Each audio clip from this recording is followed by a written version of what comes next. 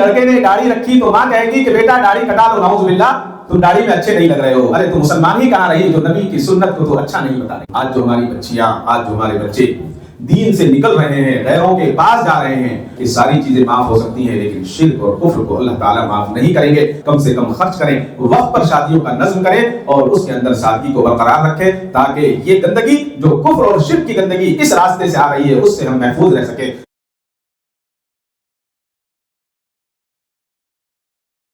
ألا بذكر الله تطمئن القلوب. السلام عليكم ورحمة الله وبركاته. الحمد لله وحده والصلاة والسلام على من لا نبي بعده.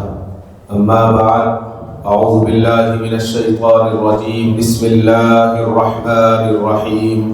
فأما من طغى وآثر الحياة الدنيا فإن الجحيم هي المأوى وأما من خاف مقام ربه ونهى النفس عن الهوى فإن الجنة هي المأوى.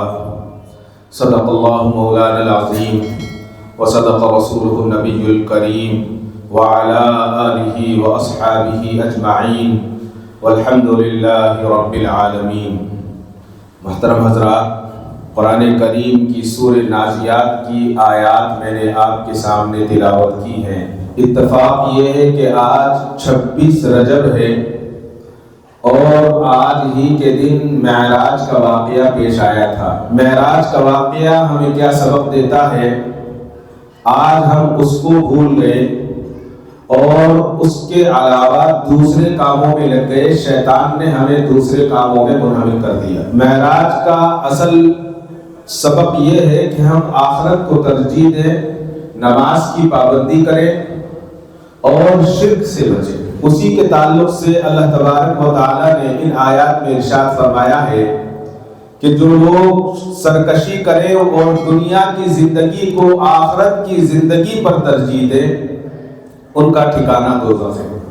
اور جو انسان قیامت کے دن اپنے پروردگار کے سامنے کھڑے ہونے سے ڈرے گا، اس کے دل میں خوف ہوگا کہ اللہ مجھے دیکھ رہے ہیں، مجھے اللہ کے دربار میں پیش ہو کر اپنی زندگی کے اعمال کو پیش کرنا ہے اور حساب دینا ہے، تو اس کا ٹھکانہ اللہ تبارک و تعالیٰ نے فرمایا کہ اس کا ٹھکانہ جنت ہے۔ زندگی گزارنے کے دو طریقے ہیں، ایک نفس پرستی کا طریقہ کہ جو میرا نفس کہے گا میں اس کو کروں گا، اس کا ٹھکانہ جہنم ہے، اور دوسرا طریقہ اللہ کے خوف کے ساتھ زندگی گزارنے کا کہ اللہ نے جو حد مقرر کی ہے، جو ہمیں ایک دائرہ دیا ہے، اس دائرے کے اندر رہ کر ہم کام کریں گے تو اس کا ٹھکانہ اللہ تبارک و تعالی نے جنت بتایا ہے۔ اسی کو قرآن نے پوری قوت کے ساتھ اور اس حقیقت کو بیان کیا، اِنَّا هَدَيْنَاهُ السَّبِيلَ إِمَّا شَاكِرًا وَإِمَّا كَفُورًا۔ اللہ تعالیٰ انسان کو آزماتا ہے، انسان یا تو اللہ کے شکر کے ساتھ زندگی گزارے یا اللہ تبارک و تعالیٰ کی ناشکری کے راستے پر چلے۔ اگر شکر کے ساتھ زندگی گزارتا ہے اور اپنے نفس کو کچل دیتا ہے تو وہ کامیاب ہے۔ جس نے نفس کی غلامی اختیار کی وہ ناکام ہو گیا، اور جس نے اللہ کی بندگی اختیار کی وہ کامیاب ہو گیا۔ آج جس دور میں میں اور آپ گزر رہے ہیں یہ نہایت نازک دور ہے، فتنوں کا دور ہے۔ اس دور کے اندر ایک طرف فتنے پل رہے ہیں، وہیں اللہ تبارک و تعالیٰ نے ہمارے لیے ایک آسانیاں بھی پیدا فرما دی ہے کہ میرا بندہ کمزور ہے لیکن چھوٹے چھوٹے عمل اپنے گھر میں رہ کر کرے تو اللہ تبارک و تعالیٰ اس مصیبت سے انسان کو بچا لیتے ہیں۔ سب سے زیادہ جو اگر اللہ کو کوئی عمل ناپسندیدہ ہے، اگر کسی نے اللہ کی نافرمانی کی تو اس کو اللہ چاہیں گے تو معاف کر دیں گے، یا اس کو عذاب دیا جائے گا، اس کو اس کی جو ہے جو اس نے غلطی کی ہے اس کو سزا دی جائے گی۔ لیکن اگر ایک عمل ایسا ہے کہ اگر انسان نے کیا اور کر رہا ہے تو اس کی معافی نہیں ہے، وہ شرک ہے۔ اب ان حالات میں سب سے زیادہ آج ہمارے گھروں میں ہماری بچیاں، ہمارے بچے ایمان سے باہر جا رہے ہیں، ایمان سے خالی ہو رہے ہیں۔ اس کی وجہ کیا ہے؟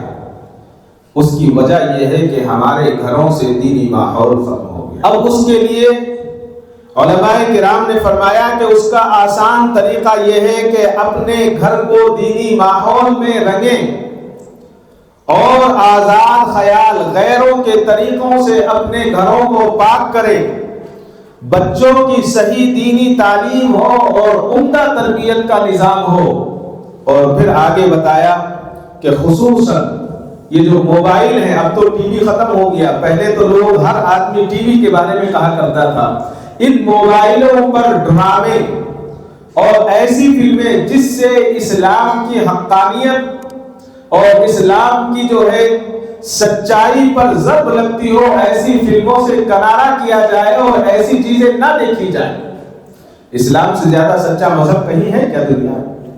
نہ ہے، نہ قیامت تک کوئی ہوگا۔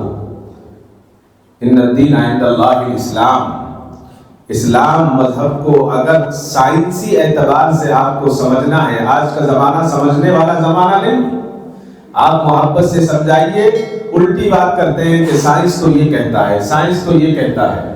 ارے آپ سائنس کی ہی نظر سے اسلام کو پڑھیں، اسلام کو دیکھیں، اسلام کو سمجھیں، پتہ چل جائے گا کہ اسلام کیا ہے۔ جنگ بدر ہوئی تھی جہاں پر بدر کا علاقہ ہے، وہاں پر ایک پہاڑ ہے۔ کیسا پہاڑ؟ جو یہ پہاڑ ہوتے ہیں، ہمارے یہاں بھی پہاڑ ہے، وہاں بھی ایک پہاڑ ہے، بہت پہاڑ ہے، جگہ جگہ چھوٹے چھوٹے پہاڑ ہیں۔ جو لوگ عمرے کے لیے گئے ہیں، حج کے لیے گئے ہیں، ان سے پوچھئے کہ وہاں پہاڑ کیسے ہوتے ہیں؟ پہاڑ پہ پتھر ہی تو ہوتے ہیں، وہاں بھی پہاڑ ہے، لیکن ایک عجیب پہاڑ ہے وہاں جہاں جنگ بدر ہوئی تھی، اس سے تھوڑے سے فاصلے پر ہے، زیادہ سے زیادہ میں سمجھتا ہوں 500 میٹر کا فاصلہ ہوگا۔ اس پر اللہ تبارک و تعالیٰ نے ملائکہ کو اتارا تھا، فرشتوں کو اتارا تھا اس پہاڑ پر۔ اور جب اللہ نے اس پہاڑ پر فرشتوں کو اتارا، میں اس کی تفصیل میں نہیں جانا چاہتا اس وقت، میں اسلام کی حقانیت بتا رہا ہوں، تو اللہ تعالیٰ نے فرشتوں کی برکت سے اس پہاڑ کو ریتیلا بنا دیا، بالکل باریک بالو بنا دیا۔ وہاں بالو نہیں ہے، پورے علاقے میں آپ 100 کلومیٹر 150 کلومیٹر جائیے، مدینے کے کچھ علاقے ہیں وہاں بالو ہے، وہاں بالو بھی نہیں ہے، لیکن وہ بالو اتنی باریک ہے، اتنی باریک ہے جیسے ہم لوگ گھر میں آٹا کھاتے اس طرح کی بالو۔ چلیے یہ تو مان لیا بالو ہو سکتا ہے، بالو کا پہاڑ ہے، اب بہت بڑا نہیں ہے۔ کچھ دنوں میں پہاڑ کیا ہوتا ہے، ادھر سے ادھر جب ہوا چلتی ہے تو منتقل ہو جاتے ہیں، بالو کے پہاڑ منتقل ہوتے ہیں۔ راجستھان میں آپ دیکھیں، تیز ہوا آئی، ادھر سے بالو اڑا ادھر چلا گیا، لیکن وہاں کا معاملہ بڑا عجیب ہے۔ عجیب یہ ہے کہ 1450 سال ہونے کو ہیں اور اس کا بالو وہی کا وہی ہے، ایک بانڈلی بھی ادھر سے ادھر نہیں گیا۔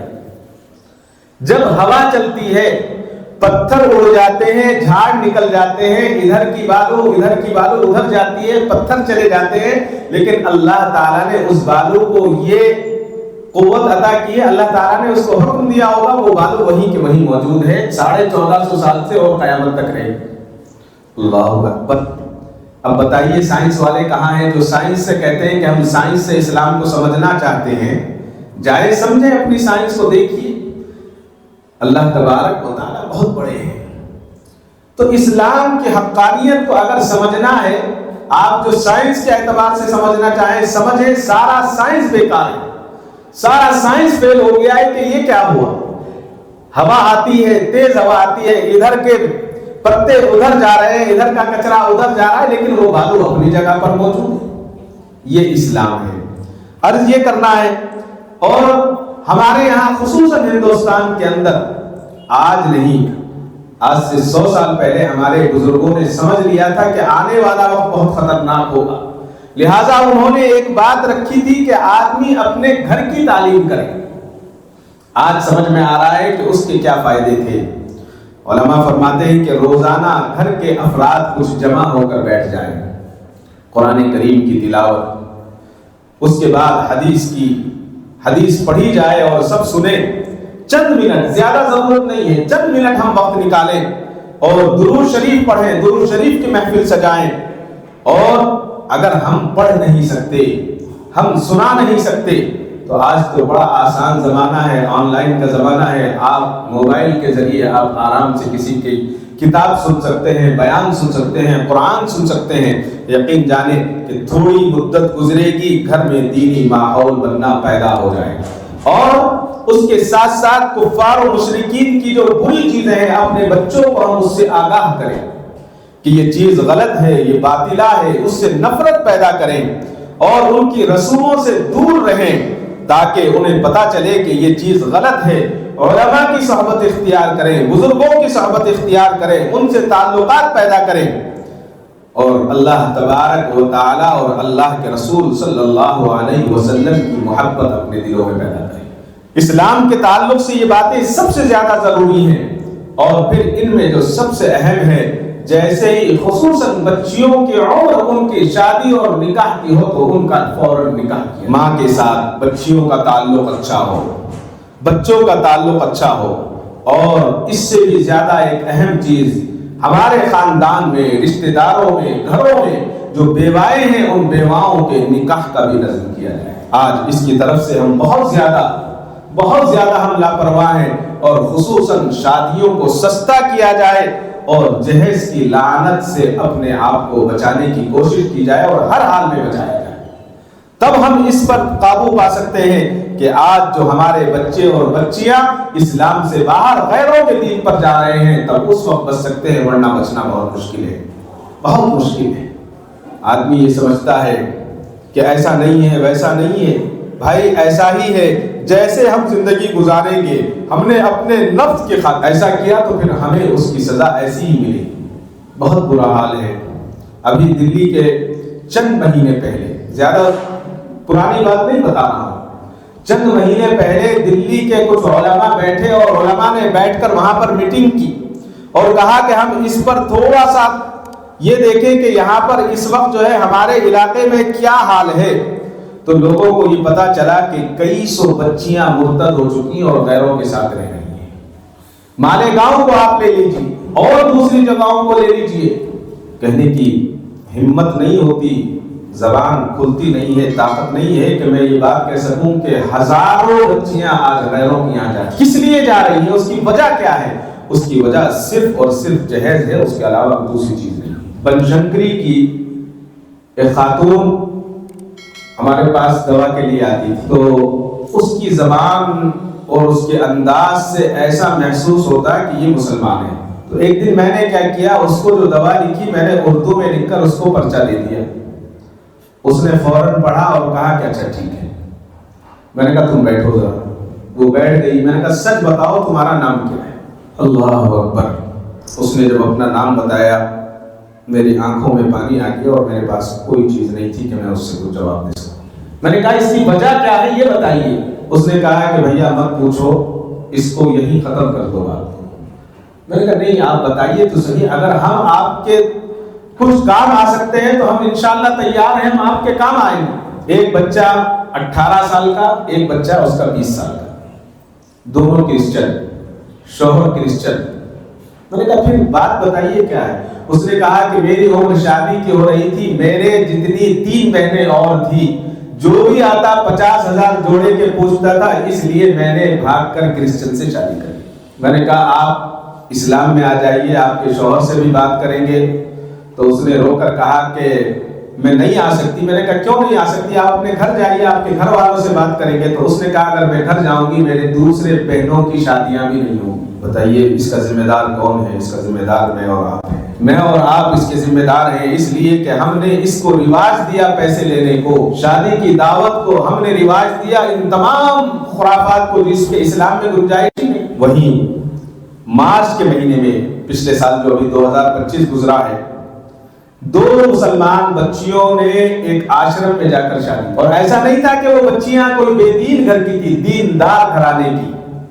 میں یہ سمجھتا ہوں کہ میں تو دیندار ہوں، میں مسجد کا امام ہوں، مسجد کا خطیب ہوں۔ یاد رکھیں جب آگ لگے گی تو اس کا گھر بھی نہیں بچے گا، اس کا گھر بھی اس کی زد میں آئے گا اور وہ بھی جلے گا کل کے۔ اگر محفوظ رہنا ہے تو سب محفوظ ہوں گے، تو سب محفوظ ہوں گے۔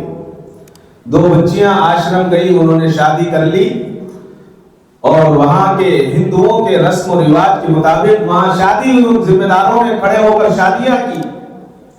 اور اسلام مخالف نعرے لگائے گئے۔ پہلے تو ہم کہہ دیتے تھے کہ یہ خبر جھوٹ ہے، کسی نے افواہ پھیلائی ہے، لیکن اب تو واٹس ایپ کا زمانہ ہے، ویڈیو دیکھ لیتے ہیں خاموش، دل روتا ہے، اس سے زیادہ کچھ نہیں کر سکتے۔ اب تو ہم اتنے بے حس ہو گئے ہیں کہ ہمارے آنکھوں میں آنسو بھی نہیں رہے۔ سچی بات، پہلے جب پتہ لگتا کہ کسی کا پیر ٹوٹ گیا تو آدمی کے آنکھوں میں آنسو آتے تھے، تکلیف سے سمجھتا تھا کہ واقعی اس کو تکلیف ہوئی۔ اب تو آپ دیکھیے ایکسیڈنٹ ہوتا ہے، پیر ادھر پڑا ہے، ہاتھ ادھر پڑا ہے، اور ویڈیو بنانے والے آپ کو کتنے ملے؟ ویڈیو بنائیں گے اور ویڈیو بنا کر پھر آگے پہنچائیں گے، اور آگے دیکھ کر پھر آگے پہنچاتا ہے آدمی۔ انسان انسان نہیں رہا بلکہ پتھر ہو گیا ہے، پتھر کی مورتی بن گیا ہے۔ یہ واقعات یہ کوئی عام واقعات نہیں ہے جو میں آپ کو بتا رہا ہوں۔ اور حد تو یہ ہو گئی، میں نے ابھی پچھلے 10-20 دن پہلے ایک رسالے میں ایک واقعہ پڑھا بنگلور کا واقعہ ہونے کی وجہ سے میں جھنجلا اٹھا اور دماغ جو ہے کئی گھنٹے تک کام نہیں کیا۔ میں یہ سوچتا رہا کیا ہم آج ایسے ماحول اور ایسی زندگی ہماری کہ بدتر سے بدتر زندگی ہماری ہے۔ میں کسی کو نہیں کہہ رہا ہوں، میں اپنے آپ کو کہہ رہا ہوں۔ واقعہ یہ تھا کہ بنگلور میں کوئی ایک بہت اچھا گھرانہ تھا، مسلمان گھرانہ، روزانہ شوہر کام پر جاتا، مزدوری کرتا اور کما کر لاتا، اور لانے کے بعد اپنے بیوی بچوں کو اچھی طرح کھلا رہا تھا، پال رہا تھا۔ اچھے اسکولوں میں بچوں کا ایڈمیشن تھا، اچھے اسکولوں میں بچے الحمدللہ پڑھ رہے تھے۔ اللہ کی مرضی، موت آئی اور شوہر کا انتقال ہو گیا۔ اور جب شوہر کا انتقال ہو گیا تو بیوی کیا کرے گی؟ بیوی تو اپنا بچوں کو پالے گی۔ 2-4-10 دن جو ہے بیوی کے گھر والوں نے جو ان سے ہو سکتا تھا وہ تعاون کیا اور کہا کہ دیکھو اب تم اپنا خرچ خود اٹھاؤ، ہماری ہمت نہیں ہے، ہم آپ کا خرچ برداشت نہیں کر سکتے۔ اس کے بعد 1-2 مہینہ گزرا، گھر کا کرایہ چڑھا۔ بنگلور میں رہنا کوئی آسان تو ہے نہیں، گھر کا کرایہ مہنگا، پانی کا کرایہ مہنگا، بجلی کا کرایہ مہنگا، اسکول کی فیس مہنگی۔ اب ہوتے ہوتے اسکول کی فیس کی تقاضے ہوئے، بچوں کو اسکول سے نکال دیا گیا۔ گھر کا تقاضا ہوا، گھر کے مالک نے کہا جب تم سے کرایہ نہیں دیا جاتا، تمہارا ایڈوانس ختم ہو گیا ہے، تم گھر خالی کرو، گھر خالی کر۔ جھوپڑی میں چلی گئی۔ اب جھوپڑی میں جانے کے بعد گھروں میں جاتی اور لوگوں کے برتن صاف کرتی، لوگوں کے کپڑے دھوتی اور اپنے بچوں کا خرچ برداشت کرتی تھی، خرچ اٹھاتی تھی، بچوں کو کھانا کھلاتی۔ بچوں کو اسکول سے نکال دیا گیا تو بچے بھی ماں کے ساتھ ساتھ گھومتے تھے۔ ایسا ہی ہوگا۔ چند مہینے ہوئے، ایک کرسچن کے گھر میں جا کر کام کرنے لگی یہ عورت۔ جب کرسچن نے دیکھا کہ بچے اس کے ساتھ میں آتے ہیں تو اس نے پوچھا کیا تم اپنے بچوں کو پڑھاتی نہیں؟ تو وہ کہا کہ میرے بچے تو فلاں اسکول میں پڑھتے تھے، شوہر کا انتقال ہوا، فیس نہیں دے سکی، اسکول سے نکال دیے گئے۔ کہا کہ کوئی تمہارا رشتہ دار تمہارا تعاون نہیں کرتا؟ کہا کہ نہیں۔ کہا کسی سے کہا، لیکن سب نے انکار کر دیا اور کہا کہ اب ہمارے ہمت سے باہر ہے، تم اپنا خرچ خود برداشت کرو۔ لہٰذا گھر سے نکال دیا گیا، اسکول سے نکال دیا گیا، میں فلاں علاقے کے جھوپڑ پٹی میں رہتی ہوں۔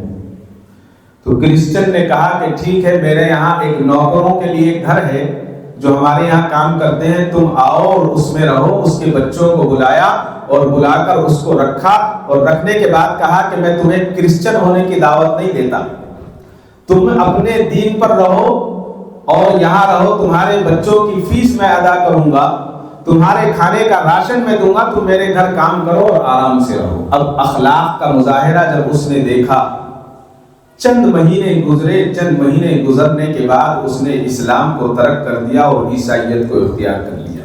بات یہی ختم نہیں ہوئی، عیسائیت کو اختیار کرنے کے ساتھ ساتھ اب اس کا بچہ بڑا ہونے لگا تو اس نے اپنے بیٹے کو عیسائیت کی تعلیم دی۔ اور جب میں نے اس رسالے میں پڑھا کہ یہاں تک بات نہیں، آج اس کا بیٹا ایک چرچ کا پجاری ہے بنگلور میں، کون جواب دے گا اس کا؟ کل قیامت کے دن اگر اس عورت نے میرا اور آپ کا گریبان پکڑ لیا کہ تم بنگلور میں رہتے تھے اور میرے بچے جو بے دین ہوئے، میں جو بے دین ہوئی، اس کے ذمہ دار آپ ہیں، تو میرے اور آپ کے پاس کیا جواب ہوگا؟ اس کا کون ذمہ دار ہوگا؟ اس کے میں اور آپ ذمہ دار ہوں گے، اس لیے کہ ہم نے بیواؤں کے نکاحوں کی جانب توجہ نہیں دی۔ اگر بیواؤں کا نکاح کرایا جائے اور وقت پر شادی کا نظم کیا جائے تو یہ مصیبت ہی نہیں آئے گی، لیکن نہیں، بیواؤں سے نکاح کرنا، اور اگر کسی نے کسی سے نکاح کر لیا تو لوگ اس کو اس نظر سے دیکھتے ہیں کہ پتہ نہیں اس نے دنیا کا سب سے برا کام کیا۔ اگر وہ حلال کام کر رہا ہے تو اس کو حرام سمجھتے ہیں، اور جو حرام کر رہا ہے اس پر کوئی شکوہ اور شکایات ہمیں نہیں۔ یہی چیز ہے، اسی چیز نے آج ہم کو برباد کر رکھا ہے۔ یہی چیز ہے جو بار بار ہم ہر سال میں کئی مرتبہ کہتے ہیں کہ ہم اپنی بچیوں کو ایسے اسکولوں میں داخل کریں۔ تعلیم اگر کمزور ہو تو چل سکتا ہے، تعلیم اگر کمزور ہو تو چل سکتا ہے، لیکن تربیت کمزور نہیں ہونی چاہیے۔ ہم بار بار کہتے ہیں کہ اپنے بچوں کو اسلامی اسکولوں میں ڈالیں، اسلامی کالجز میں ڈالیں، یا ایسی جگہ ڈالیں جہاں اسلامی ماحول ہو۔ اگر اسلامی ماحول نہیں ہے تو کم سے کم مینجمنٹ اسلامی ہو، لیکن ہم اس کو بھی ماننے کے لیے تیار نہیں۔ ہمیں تو کرسچن زیادہ اچھے لگتے ہیں، ہمیں تو غیر زیادہ اچھے لگتے ہیں۔ اور جب وہاں مخلوط تعلیم ہوتی ہے اور بچی دوسرے بچے کے ساتھ چلے جاتی ہے تو پھر لنگڑے بہانے ہمارے پاس بہت سارے ہوتے ہیں، بہت سارے لنگڑے اور لولے اور اندھے بہانے ہم لوگ کرتے ہیں۔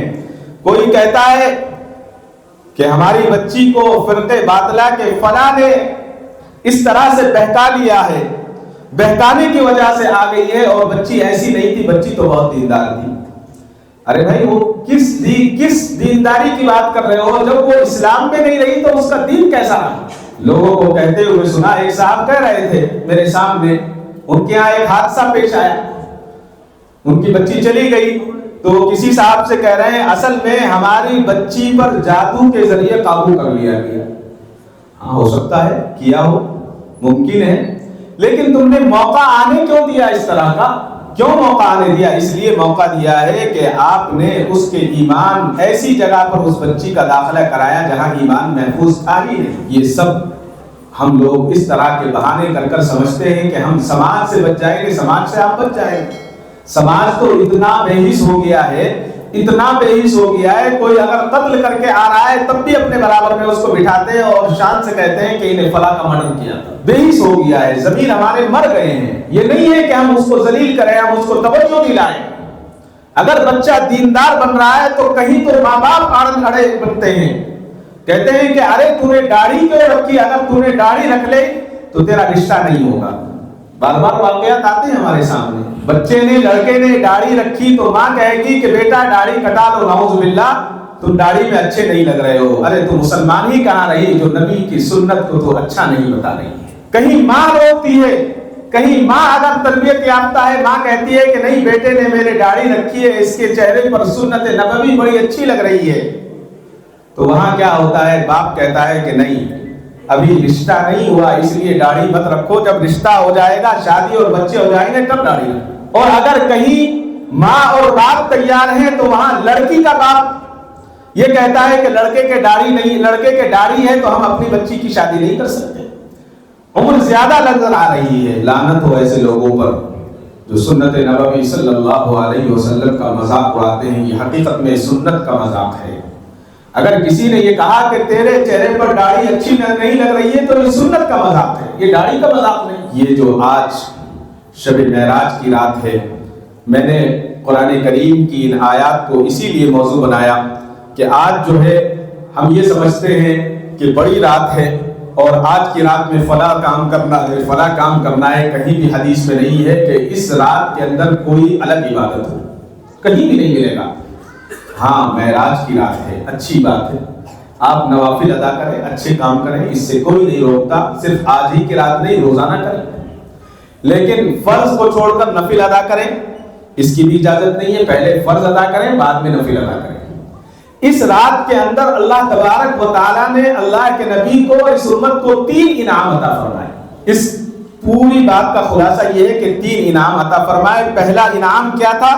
اللہ تعالیٰ نے انسان کا رشتہ اپنے سے اتنے آسانی کے ساتھ جوڑ دیا، اور جوڑنے کا جو ذریعہ بنایا اللہ تبارک و تعالیٰ نے وہ نماز بنایا ہے۔ نماز کو فرض کیا، 50 نمازیں دی، اور 50 نمازیں طویل روایت ہے، اگر میں جاؤں گا وقت ہو جائے گا، ان کو 5 کر دیا، اور 5 پڑھیں گے 5 ثواب 50 کا ملے گا۔ یہ پہلا انعام۔ اور دوسرا انعام اللہ تعالیٰ نے اس معراج کی رات میں اس انسان، اس مسلمان کو دیا، سورہ بقرہ کی آخری آیات۔ आमन रसूल से जब कोई मर जाता है तब पढ़ते हैं जी, कब्र के ऊपर पढ़ते हैं। कहाँ पढ़ते हैं? मिट्टी डालते हुए भी दुआ नहीं पढ़ते, सच्ची बात ये है। वहां भी बातें करेंगे, मसले बताएंगे, सारे मुफ्ती कब्रिस्तान में मिलेंगे हमें। कोई बताएगा कि गर्दन ऐसे करो, कोई बताएगा कि रुख ऐसे दो, कोई बताएगा पैर ऐसे करो, और सच्ची बात यह है कि उस वुजू के तरीका उसको पता नहीं है। अल्लाह ताला ने इस रात के अंदर जो है आमन रसूल से आखिर तक जो चंद आयात थी सूरह बकरा की, अल्लाह तबारक व तआला ने इस रात के अंदर अल्लाह के नबी सल्लल्लाहु अलैहि वसल्लम पर नाजिल फरमाई। और तीसरी बात, अल्लाह तबारक व तआला ने इस उम्मत के लिए तमाम गुनाहों की माफी को मुमकिन करार दिया कि अगर इंसान कोई गुनाह करेगा तो अल्लाह तबारक व तआला या तो गुनाहों को माफ फरमा देंगे, या अगर माफ नहीं करेंगे तो उस इंसान को उसकी सजा मिलेगी और सजा मिलने के बाद वो पाक हो जाएगा।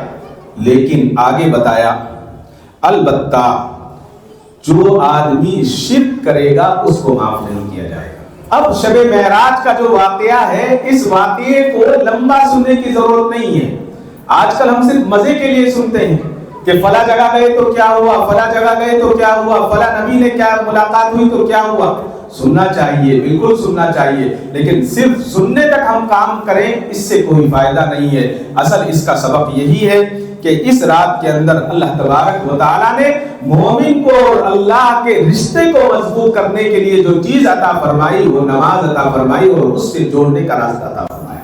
और फिर आखिर में बता दिया कि सारी चीजें माफ की जा सकती हैं लेकिन कुफ्र माफ नहीं। आज जो हमारी बच्चियां, आज जो हमारे बच्चे दीन से निकल रहे हैं, गैरों के पास जा रहे हैं, उसकी वजह क्या है? उसमें यही सबक दिया गया है कि सारी चीजें माफ हो सकती हैं लेकिन शिर्क और कुफ्र को अल्लाह ताला माफ नहीं करेंगे।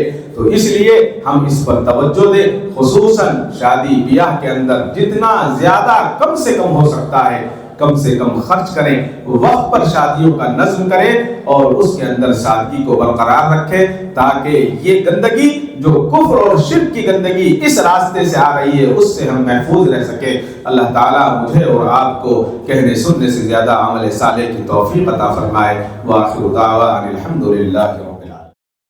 काबे पे पड़ी जब पहली नजर, क्या चीज़ है दुनिया भूल गया, क्या चीज़ है दुनिया भूल गया।